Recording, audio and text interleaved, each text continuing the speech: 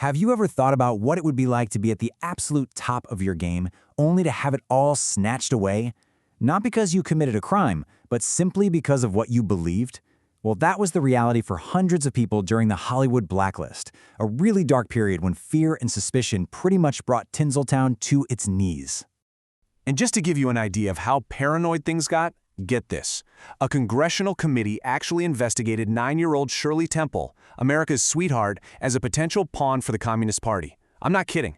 And this wasn't some weird one-off event, it was a seriously chilling sign of what was to come. So, how in the world did America get to a place where it was investigating child stars for subversion? It all really started in the aftermath of World War II, and this intense nationwide climate of fear. Now, this deep suspicion didn't just pop up overnight. You can trace its roots all the way back to the 30s. During the Great Depression, a lot of leftist ideas started to look pretty appealing to people who were struggling. So when Hollywood workers started to unionize, the big studio heads immediately saw a communist plot. Even movies made during World War II that were pro-Soviet, which, by the way, was our ally at the time, were later used as evidence of infiltration. This was the perfect storm for a group called the House Un-American Activities Committee, or HUAC, to set its sights on Hollywood. Everything really came to a boil in 1947. HUAC dragged its investigation to Washington, D.C., and all of a sudden, Hollywood was basically on trial for the whole country to see. And this is where the real battle lines were drawn. So when people were called to testify, they fell into two camps.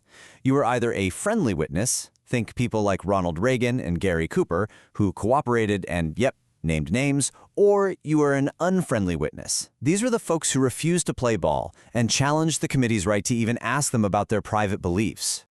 The unfriendly witnesses weren't just being difficult, they were making a stand based on the First Amendment. Their argument was pretty straightforward. In America, you have the right to your own political beliefs, period. The government has no business poking around in your head. So they weren't just refusing to answer a question, they were defending a core American principle. And this quote from screenwriter Ring Lardner Jr. just perfectly sums up the impossible choice these artists were facing.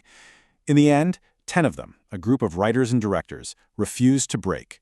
They became known as the Hollywood 10, and their defiance would end up costing them everything.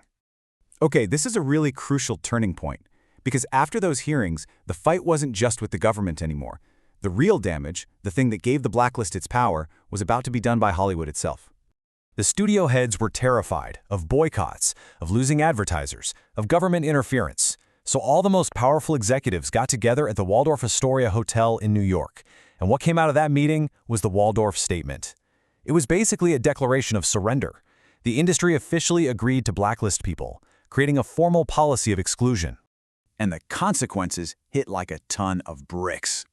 All 10 were convicted of contempt of Congress. They were hit with fines, sentenced to prison, and, thanks to that Waldorf Statement, they were now officially unemployable in the very industry they had helped to build. And the list grew way beyond just those 10 names.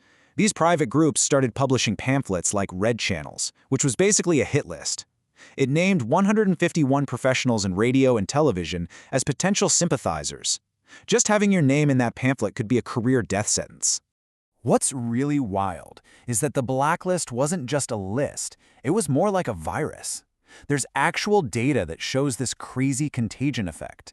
If you simply worked with someone who was on the list, your own chances of getting a job dropped significantly. It created this toxic culture of guilt by association. But even with all this fear and paranoia, you can't completely stamp out creativity. People found ways to survive, and it led to this incredible underground black market for Hollywood talent. So here's how it worked. Since they were shut out of the studios, writers would write their scripts in secret. Then they'd find a front, somebody with a clean name, that put their own name on the script and submit it. If the studio bought it, the front would get the official credit and a small fee, and then secretly pass the real payment on to the actual writer. It was a risky but brilliant workaround. And what's absolutely amazing is that this secret system produced some of Hollywood's most timeless classics.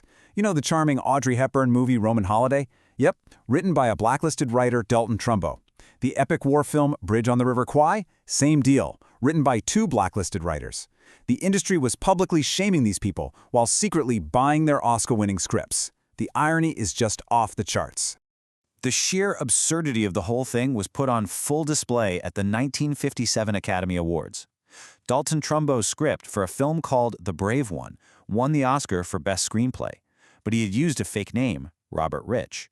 So when they called the name, nobody got up. A man who literally did not exist had just won Hollywood's biggest prize. It completely exposed the blacklist for the farce it had become.